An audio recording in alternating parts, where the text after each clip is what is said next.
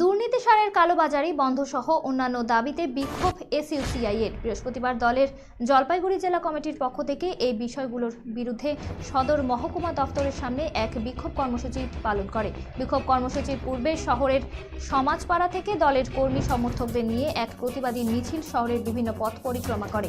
এদিনের আন্দোলন প্রসঙ্গে জলপাইগুড়ি শহর লোকাল কমিটির সম্পাদক মনতোষ প্রামাণিক বলেন, রাজ্য জুড়ে দুর্নীতি সারের কালোবাজারি এবং গত ৪ঠা ডিসেম্বর কলকাতায় দলীয় কর্মসূচিতে পুলিশের অত্যাচার সহ বিদ্যুতের স্মার্ট মিটার বসানোর বিরুদ্ধে আজকের এই কর্মসূচি। তবে আজকের এই কর্মসূচি পূর্ব ঘোষিত হলেও পুলিশের যে সক্রিয়তা সেটা নিন্দা করেন তিনি। এদিনের এই কর্মসূচিতে উপস্থিত ছিলেন জেলা সম্পাদক সুজিত ঘোষ, হরিভক্ত সর্দার, জীবন সরকার সহ একাধিক কর্মীবৃন্দরা।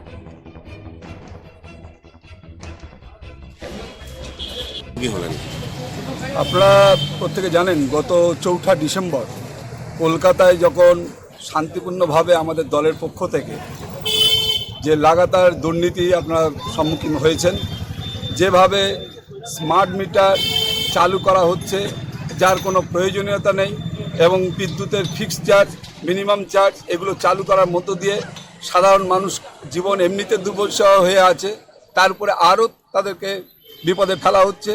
সাথে সাথে আপনারা জানেন যে জাতীয় শিক্ষানীতি ওই 2020-29 জুলাই অগণতান্ত্রিকভাবে সারা দেশে চাপিয়ে দেওয়া হয়েছিল, আমাদের রাজ্যের রাজ্য সরকার তার বিরোধিতা করলেও আমরা দেখলাম হুবহু প্রায় তারই কপি এই 2023 জাতীয় শিক্ষানীতির নাম করে তারা চালু করে দিল এবং সেখানে 4 বছরের ডিগ্রি কোর্স